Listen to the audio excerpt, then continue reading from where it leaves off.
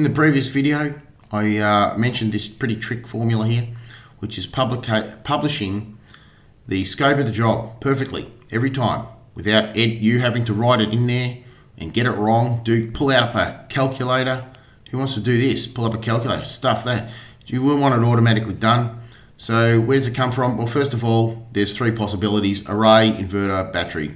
In my case, I don't know what your case is, but anyway. And here they are in the top three cells here in this dashboard. And I've got all three. Now there are 8 combinations here. You can have all three. You can have none at all. You can have them all individually, like so. As you can see, there we go. And we can have pairs. We've got those pairs there. We've got those pairs there. You can see, just array and battery I mentioned, no inverter.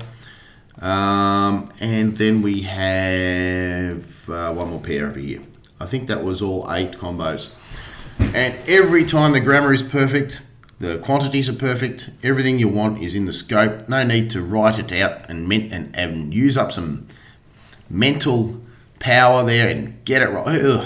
Yeah. 415 watt panels multiplied by 30. Get rid of it, right? We want it done automatically. And how does that come about? Well, let's go to the table algorithms here, this page here. Now I've copied and pasted the whole dashboard in here with just equals functions. Equals cost A16. Where's that? Let's go to cost again. There it is, top left-hand side, so on and so forth. Replicated the whole thing with just equals. And not just for this formula, but there's going to be further columns later for other formulas to do trick stuff as well. But in this case, it's these 3 columns here. Obviously, one is for PV array, inverter, and battery. Okay. Now we want to see how we got the summation of all those figures. Well, this formula here says if Q5, which over here equals PV module. That's what the formula says. Then multiply these 2 figures and get a result. Otherwise, put nothing. Put a 0.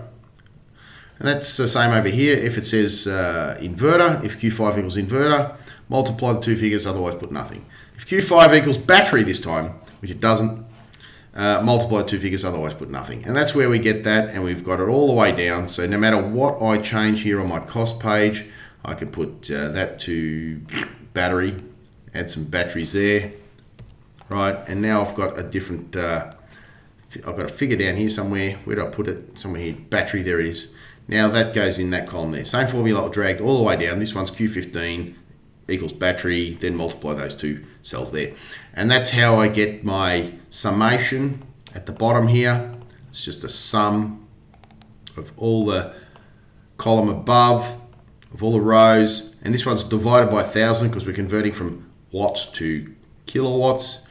The others are just a sum function. Right, there you go. There we go. There we go.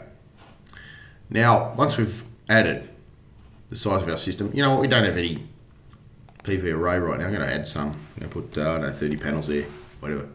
Come back here. Now we've got our panels. We want to concatenate it and say all that stuff there beautifully. And we've got 8 combinations, as I mentioned. Well, first of all, this cell here, if it equals nothing, we want nothing. We don't want a 0 there. Zeros look stupid. So that's just cleaning that up if we don't have a PV array. Here, this formula says, well, if we don't have a PV array, I don't want this published. If it's greater than 0, we want it published. Otherwise, nothing. Right? We've got the same thing here as well for inverters, referencing the other cell. And same down here for batteries. We don't want that published. If there's no figures in there, we don't want this written down. As you can see, I'm breaking it right down. Not one big complicated formula. I'm breaking it right down into individual formulas in individual cells and then dealing with it later by adding it up in a concatenate function. Now, the next is the grammar. This is getting tricky, right? We've got 8 different possibilities. Now, this one here is the possibility where we have a PV array and inverter. We want the word with in there, not and. It's a PV array with an inverter. Great, done. That's that one. Otherwise, put nothing.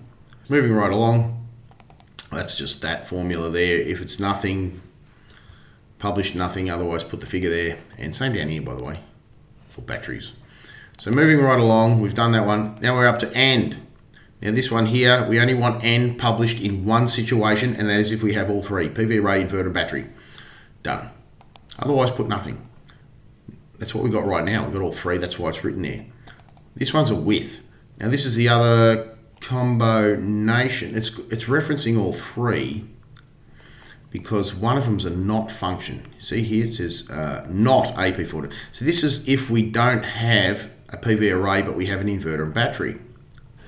Then we want the word publish with, okay? This one here, again, all three are highlighted because there's a not function for inverter. If we don't have an inverter but we have PV and battery, we want the word with in there. We don't want and, we want with. With this with here, because this with here doesn't say if there's no not. That's right, I don't need to put a not because if there's that one there, we still want a with. So we don't put not that one, we want with in this situation and all three.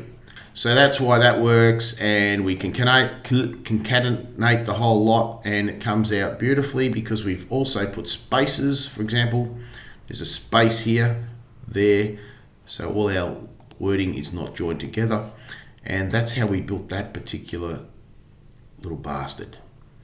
It gets complicated, but hey, you can work it out if you break it all down to compile a very complicated outcome in the end.